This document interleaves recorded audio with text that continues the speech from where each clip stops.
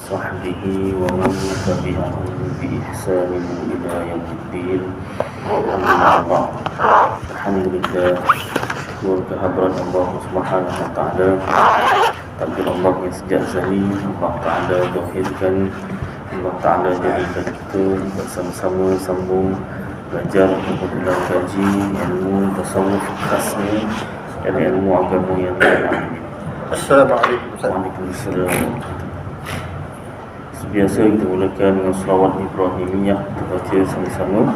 Allahumma salli ala Muhammad wa ala ali Muhammad kama sallaita ala Ibrahim wa ala ali Ibrahim wa barik ala Muhammad wa ala ali Muhammad kama barakta ala Ibrahim wa ala ali Ibrahim fil alamin innaka Hamidum Majid. Alhamdulillah ta'ala, yang berusaha Tuan Pengerusi Masjid Nurul Hidayah Bandar Sri Alam, yang dihormati Tuan Timbalan Pengerusi Masjid Barisan AJK Masjid, yang dikasihi Tuan-Tuan Imam, Tuan-Tuan Bilal, Muslimin Muslimat yang dirahmati Allah Subhanahu wa ta'ala. Maaf minggu lepas tak hadir urusan kerja. Baik, kita sambung bacaan kitab Hidayatus Salikin fi Suluki Maslakil Muttaqin bagi Syekh Abdul Somad Al-Falimbani, Palembang. Asalnya tulisan Jawi, sudah dialih ke tulisan Rumi oleh Ustazah Nur Ain binti Awad. Tuan boleh beli di kedai kitab atau secara online ya. Yang Jawi muka surat 68, 4 baris dari atas, Rumi 175. Syahdan daripada masuk bab fasal pada menyatakan adab menyediakan bagi segala sembahyang. Syahdan, jangan engkau masyghul, sibuk kemudian daripada sembahyang zuhur itu hingga asar, melainkan dengan belajar ilmu. Tadi lepas subuh, yang lepas bukan tadi, yang lepas-lepas sebelum ni kita baca sebelum ni, iaitu lepas subuh tu kan, antaranya yang disarankan oleh ulama tasawuf kita menuntut ilmu. Lepas zuhur pun disuruh menuntut ilmu ataupun dituntut, digalakkan menuntut ilmu. Yang memberi manfaat pada agama atau menolong atas yang mubah, yang harus, seperti berkhidmat kepada fuqaha, kepada ahli-ahli fikih yang solihin, yang soleh, dan berkhidmat kepada ulama ahli tasawuf, dan berkhidmat kepada guru kita, dan seperti berkhidmat kepada yang lain daripada mereka itu, iaitu segala orang Islam. Kalau dapat menuntut ilmu, kalau tak dapat berkhidmat tadi. Atau masyghul, sibuk engkau dengan membaca Quran, kalau tak dapat bacalah Al-Quran, ikut kemampuan masing-masing. Atau masyghul engkau, jadi membaca Al-Quran ini mendapat pahala 1 huruf 10 pahala. 1 huruf 10 pahala.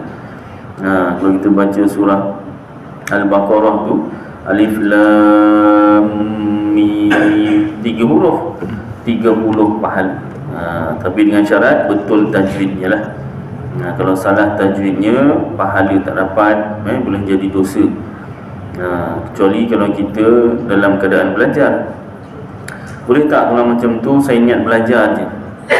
Boleh niat belajar, tapi betul-betul belajar lah. Bukan niat je belajar tapi tak belajar, tak boleh. Boleh tak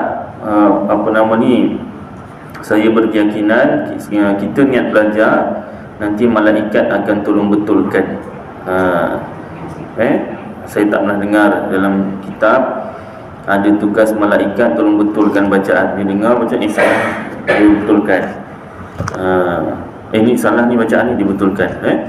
Belum ada lagi.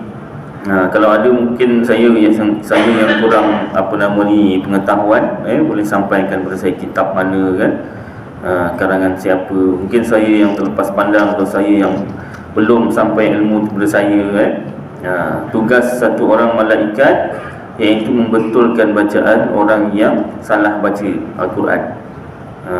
Yang ada orang yang sedang belajar Al-Quran salah, itu dimaafkan.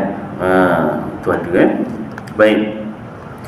Jadi belajarlah tajwid lah, belajar tajwid.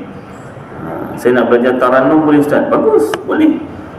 Biasa belajar Tarannum ni tajwid sekali. Tapi jangan Tarannum saja tak ada tajwid pun tak boleh. Yang utama tu tajwid. Dan belajar tajwid tu fardu kifayah Ustaz kata. Tak fardu ain, pandai. Bagus. Betul lah tu, bagus lah. Tahu hukum belajar tajwid tu fardu kifayah, bukan fardu ain. Bukan setiap orang wajib belajar Ustaz. Betul lah tu. Memang betul. Tetapi kenapa hukumnya begitu? Sebab ada orang dia tak belajar tajwid tapi dia boleh baca dengan bertajwid. Yang dikendaki wajib membaca Al-Quran dengan bertajwid. Membaca Quran itu hukumnya sunat, kecuali dalam sembahyang, contohnya Al-Fatihah, itu wajiblah, rukun. Selain sembahyang sunat membaca Al-Quran, tetapi membaca Al-Quran dengan bertajwid itu fardu ain. Setiap orang wajib membaca dengan bertajwid. Belajar tajwid itu sendiri fardu kifayah. Sebabnya tadi ada orang tak belajar tajwid pun dia boleh membaca Al-Quran dengan bertajwid. Tapi kalau macam saya ni belajar tajwid pun salah baca, memang kena belajar lah. Apatah lagi kalau tak belajar, lagi salah baca. Baik, sambung. Masyghul, sibuk engkau dengan membaca Quran. Lepas zuhur sampai asar sibukkan membaca Al-Quran. Atau masyghul, sibuk engkau dengan berusaha mencari belanjamu kerja. Jadi itu semuanya baiklah. Cuma turutannya tu macam itulah. Menuntut ilmu, berkhidmat, kemudian baca Quran, kemudian cari rezeki. Sudah buat semua sekali Ustaz dalam satu hari. Itulah macam mana nak buat tu kan. Bagi-bagilah mana orang mampu. Cik, kalau dah kerja zaman sekarang ni, kalau tak 5 hari 6 hari, kan yang kerja hakikilah, yang wajib lah. Kalau OT tu lain lah cerita tambah kan. Jadi 6 hari contohlah. Kalau macam saya pernah kerja kilang, 6 hari yang wajib. Nak lebih boleh kira OT lah kan. 6 hari tu ada yang 5 hari setengah kan. Jadi bakinya tu 1 hari setengah, ataupun 1 hari, ataupun 2 hari. Itu bolehlah buat yang lain tu, menuntut ilmu, berkhidmat, baca Quran.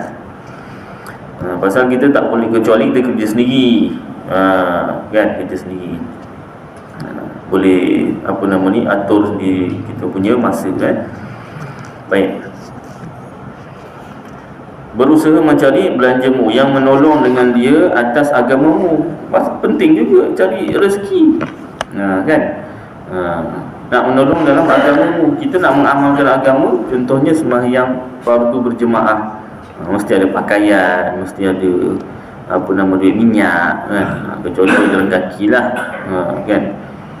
Kalau dah berkahwin, nak menafkahkan isteri dan anak, Maka apabila masuk waktu asar, maka sembahyang kau 4 rakaat dahulu daripada sembahyang fardu asar, iaitu sunat muakkad pada ahli tasawuf. Dalam ilmu fikih, sembahyang sunat qabliyah asar 4 rakaat tu ghairu muakkad. Biasa pun orang buat 2 rakaat. Yang jumlah sebenar ada 4, dan 4 rakaat tu ghairu muakkad. Tapi dari pandangan ilmu tasawuf atau ahli tasawuf, sunat muakkad dituntut. Kerana sabda Nabi sallallahu alaihi wasallam, rahimallahu abdan shalla arba'an qabla al-asri. Artinya lebih kurang memberi rahmat Allah Ta'ala akan hamba yang sembahyang 4 rakaat dahulu daripada fardu asar, mendapat rahmat Allah. Dan lagi sabda Nabi sallallahu alaihi wasallam, man shalla qabla al-asri arba'an haramahu Allahu 'alan nari. Artinya lebih kurang barang siapa sembahyang 4 rakaat dahulu daripada asar, nescaya diharamkan Allah akan jasadnya atas api neraka.